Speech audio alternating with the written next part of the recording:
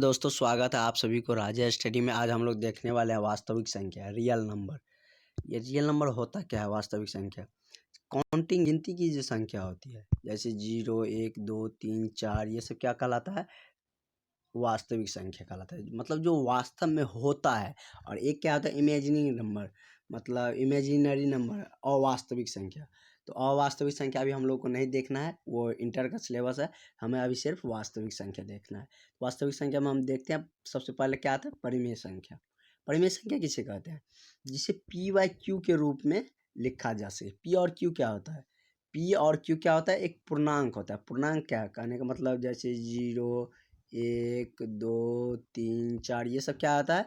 ये सब धनात्मक पूर्णांक हो गए। पूर्णांक दो प्रकार के होते हैं, एक तो धनात्मक पूर्णांक होता है, एक ऋणात्मक पूर्णांक होता है। जिसे हम काउंट कर सकते हैं, मतलब जो दशमलव में नहीं आए, जैसे 1, -1, -2, ये सब क्या हो गया? ऋणात्मक पूर्णांक। 1, 2, 3, 4, ये सब क्या हो गया? धनात्मक पूर्णांक। तो क्या कर रहा है कि जिसे पी बाई क्यू के रूप में लिखा जा सके, मतलब अंश और हर के रूप में लिखा जा सके, जिसमें पी और क्यू क्या होना चाहिए? एक धनात्मक, मतलब एक पूर्णांक होना चाहिए। और नीचे में जो होगा वो 0 नहीं होना चाहिए। मतलब क्या? क्यू, जैसे पी बाई क्यू लिया, क्यू नीचे में लिखे हैं, तो q is not equal to 0। मतलब क्यू का वैल्यू क्या? 0 नहीं होना चाहिए। यदि 0 हो गया, कोई भी ऊपर में मान के चलो 1/0 हो गया, तो यह संख्या वैलिड ही नहीं, इनवैलिड हो जाएगा। मतलब यह एग्जिस्ट, ब्रह्मांड में एग्जिस्ट ही नहीं कर, मैथमेटिकली हम इसे नहीं काउंट कर सकते। जैसे 2/0 है तो यह पॉसिबल नहीं है। तो इसलिए बोला गया है पूर्णांक होना चाहिए, लेकिन क्यू जो है ना, मतलब हर जो होगा वह 0 नहीं होना चाहिए। क्योंकि 0 भी क्या है? एक पूर्णांक है, लेकिन इसलिए इसमें अपवाद के तौर पे क्या है कि q is not equal to 0। जैसे 1/3, ये क्या है? एक परिमेय संख्या। -3/8, यह भी एक पूर्णांक है, ऋणात्मक पूर्णांक। यह एक धनात्मक पूर्णांक है, यह भी क्या हो गया? एक परिमेय संख्या हो गया। अब देखते हैं अपरिमेय संख्या। अपरिमेय संख्या ठीक उसका उल्टा होता है। अपरिमेय संख्या का मतलब क्या होता है? जिसे पी बाई क्यू के रूप में हम नहीं लिख सकते हैं। जैसे पी बाई क्यू के रूप में नहीं लिख सकते हैं। जहाँ पे पी और क्यू क्या होना चाहिए? उसी तरह पूर्णांक होता है। और q is not equal to 0, मतलब इसमें भी हर क्या होना चाहिए? कि 0 के बराबर नहीं होना चाहिए। यदि हर 0 हो गया तो वह संख्या एग्जिस्ट नहीं करेगा। इसमें यह है कि पी बाई क्यू के रूप में नहीं लिखा जा सकता। इसका मतलब क्या हुआ? कि जिसे हम पी बाई क्यू के रूप में नहीं लिख सकते, इसका क्या हम समझते हैं? जो जनरली बुक में नहीं लिखा रहता है, हम ऑब्जर्वेशन से थोड़ा लिखे हैं कि ताकि आप अपने ठेठ भाषा में, ताकि आप आसानी से समझ सके। वे संख्या जिसे अंडर रूट से पूर्णतः बाहर नहीं ला सकते पूर्णांक के रूप में। मतलब कोई भी ऐसी संख्या, अपरिमेय का मतलब क्या? पी बाई क्यू मतलब अंडर रूट में रहता है अपरिमेय संख्या। अपरिमेय संख्या जो अंडर रूट से पूर्णतः, मतलब पूर्णांक के रूप में, मतलब संख्या के रूप में हम बाहर नहीं ला सकते हैं। दशमलव के रूप में तो आ ही जाएगा, लेकिन पूर्णांक के रूप में बाहर नहीं ला जा सकते हैं। जैसे अंडर रूट 3, इसे हम पूर्णांक के रूप में बाहर नहीं ला सकते हैं। और अंडर रूट 2, इसे भी नहीं ला सकते हैं। उसी तरह अंडर रूट 9 रहता था, इसे हम पूर्णांक के रूप में ये पूर्णांक के रूप में 3 आ जाता है, ये बाहर आ जाता है, तो यह परिमेय संख्या हो जाता है, अपरिमेय नहीं होता। तो आप लोग क्लियर हो गया होगा कि पी बाई क्यू का मतलब क्या होता है। कि मतलब सिंपल, यदि बोलना रहेगा तो हम बोल सकते हैं अपरिमेय संख्या की डेफिनेशन, जिसे हम पी बाई क्यू के रूप में नहीं लिख सकते। और लेकिन समझने के लिए हम क्या का मतलब क्या माइंड में रख सकते हैं? वे संख्या जिसे अंडर रूट से पूर्णतः बाहर हम नहीं कर सकते हैं, तो उसे हम क्या कहेंगे? अपरिमेय संख्या। जैसे ये एग्जाम्पल दिया हुआ है, तो क्लियर हो ही गया होगा परिमेय और अपरिमेय। नेक्स्ट देखते हैं। उसी में एक क्या आता है कि पाई भी क्या कहलाता है? पाई एक अपरिमेय संख्या होता है। पाई का वैल्यू कितना होता है? 22/7। यदि हम इसे डिवाइड करते हैं तो 7×21, और क्या होता है? 7×1 फिर 3 बच गया, तो 7×1, इसी तरह चलता रहता है। तो यह क्या है? मतलब यह कोई, मतलब किसी पॉइंट पे जाके यह स्टॉप नहीं होता, मतलब कटता नहीं, उसी तरह एक के बाद एक के बाद वही रिपीट होते रहते थे, इसलिए यह क्या कहलाता है? अपरिमेय संख्या। मतलब रिपीटेशन इसमें आते रहता है, तो वह क्या कहलाएगा? अपरिमेय संख्या। अभाज्य संख्या वे संख्या जो केवल एक और स्वयं से विभाजित हो, वह क्या कहलाता है?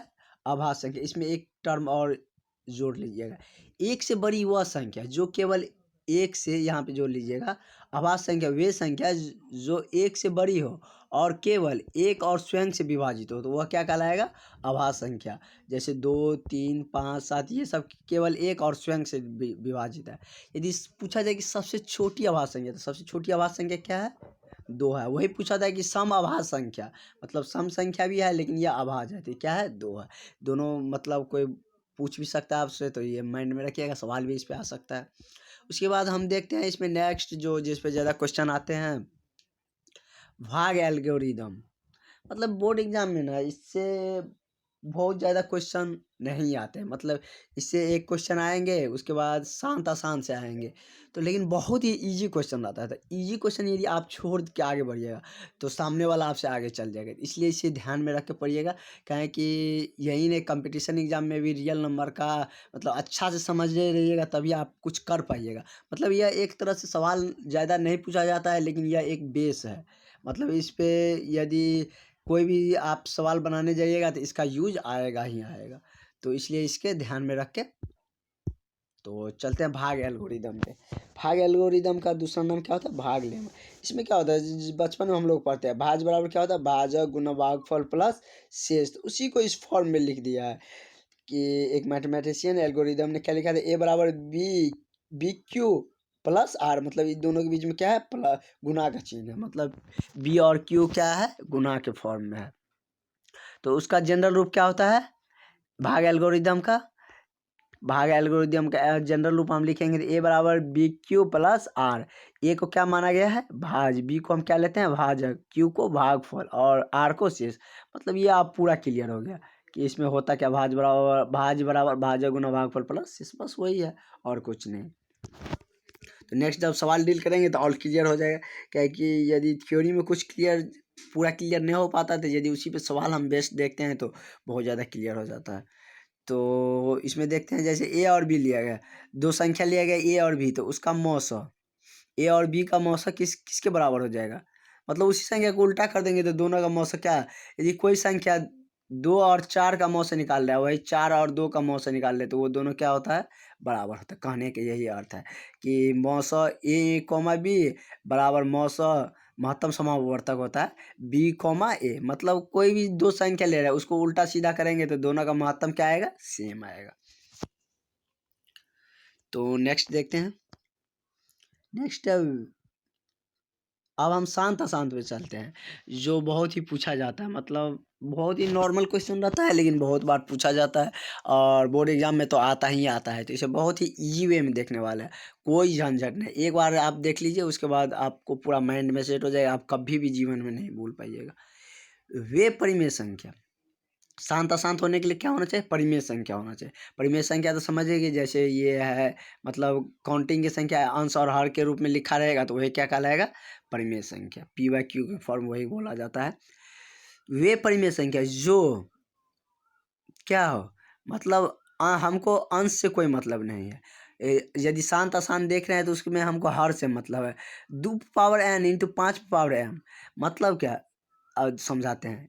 2 power n into 5 power m के रूप में दशमलव प्रसार क्या होता है? शांत कहलाता है। इसका मतलब क्या हुआ कि यदि हम जैसे 3/, क्या लिए 10 ले लिए, 3/10, यदि हम हर को गुणनखंड करेंगे तो ऊपर में तो ये यही रहेगा, 2 गुना 5 हुआ, देखो 2 पावर 1 5 पावर 1, यही हुआ।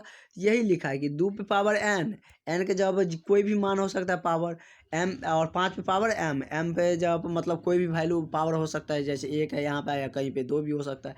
मतलब क्या हर किस फॉर्म में होना चाहिए? 2 और 5 के गुणनखंड में होना चाहिए, तो वह क्या कहलाएगा? उसका प्रसार दशमलव प्रसार क्या कहलाएगा? शांत कहलाएगा। यदि दोनों में से कोई एक भी है, जैसे 3/2 भी है, तो यह भी क्या कहलाएगा? शांत कहलाएगा, क्योंकि यह इस फॉर्म में 2 गुना 2 पे पावर 1 इंटू 5 पे पावर 0, क्योंकि कोई भी संख्या पावर 0 करेंगे उसका मान क्या हो जाता है? 1 हो जाता है।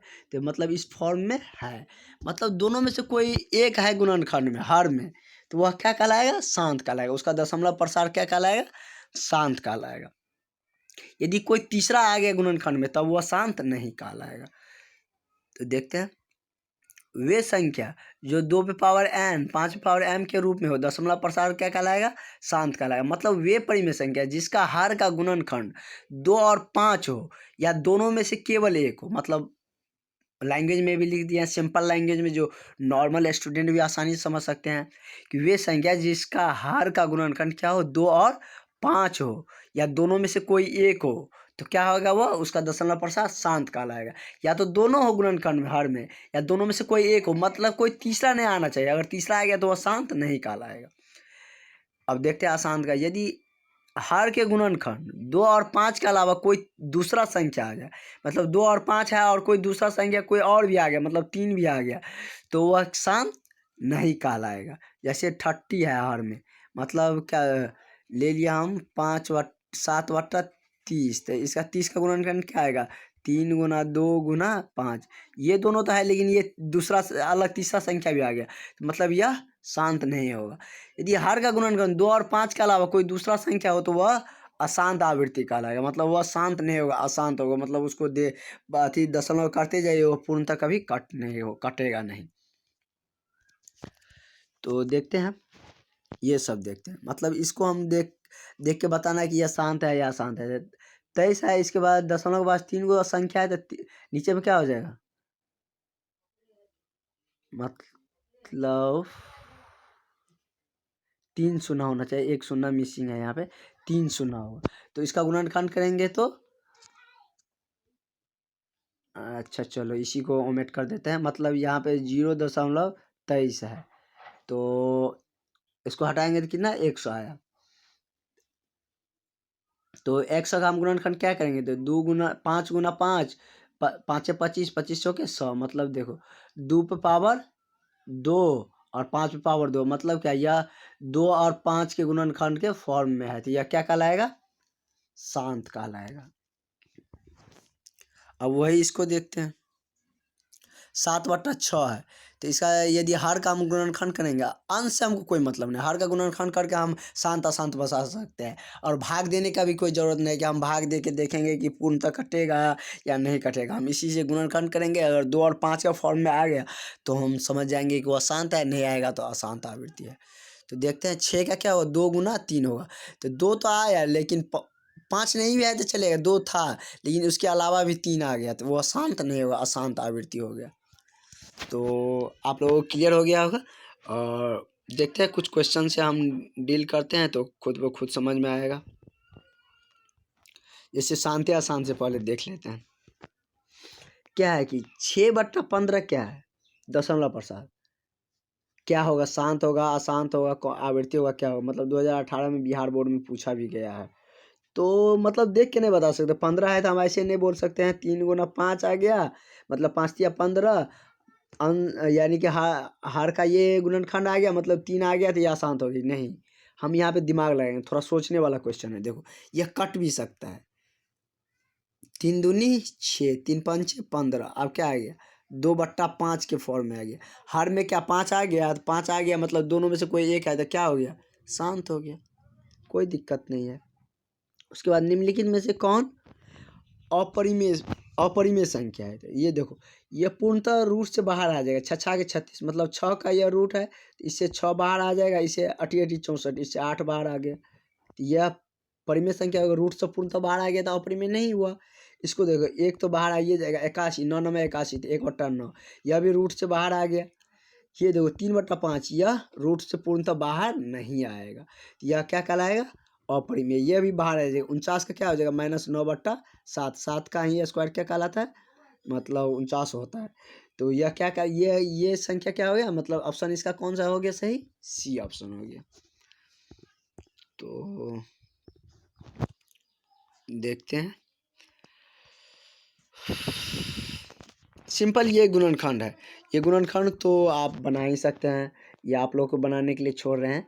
और इसके बाद ऑप्शन मतलब इसमें से मिला लीजिएगा, 2020 में पूछा भी गया है। निम्नलिखित में से कौन अपरिमेय संख्या? ये तो आप बता ही सकते हैं कि निम्नलिखित में से कौन अपरिमेय संख्या है।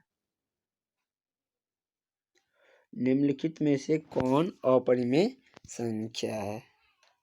तो ये हो जाएगा 4 तो पूर्णतः बाहर आ जाएगा, क्या है कि 2 का है, 2 का स्क्वायर होता है 4, ये 8 नहीं आएगा, 2 गुना 2 गुना 2 यही ना होता है 8 का, तो 2 बाहर आएगा, अंडर रूट 2 बच गया, तो यही हो जाएगा अपरिमेय संख्या। चलो नेक्स्ट देखते हैं, निम्नलिखित में से किसका दशमलव प्रसाद शांत होगा। तो गुणनखंड करके देखते हैं, इसका क्या है 2 गुना 5 10 हो गया, तो ये शांत हो गया। इसका देखते हैं 18, 9 9 दूनी 18, 3 गुना 2 ये नहीं होगा, 7 5 35 ये भी नहीं होगा, तो ऑप्शन ये सही हो गया। नेक्स्ट है एल्गोरिदम का व्यापक रूप, तो अब ये देखें a बराबर बी क्यू प्लस आर, तो ये सही हो गया, ये वाला ऑप्शन सही हो गया। तो और कुछ क्वेश्चन देखते हैं, और कुछ क्वेश्चन जो लॉन्ग क्वेश्चन सब होगा वो नेक्स्ट वीडियो में डील करेंगे, क्योंकि इसमें देखेंगे तो बहुत बड़ा हो जाएगा। जैसे ये मौसम वाला सब है, तो ये क्वेश्चन सब हम नेक्स्ट वीडियो में अपलोड करेंगे, तो आप लोग नेक्स्ट वीडियो देखिएगा तो बहुत ही आसानी से ये सब क्लियर हो जाएगा। यदि वीडियो अच्छा लगा हो तो सब्सक्राइब करिएगा। Thank you for watching, share भी कर दीजिएगा ताकि आपको दोस्तों को भी फ़ायदा मिल सके।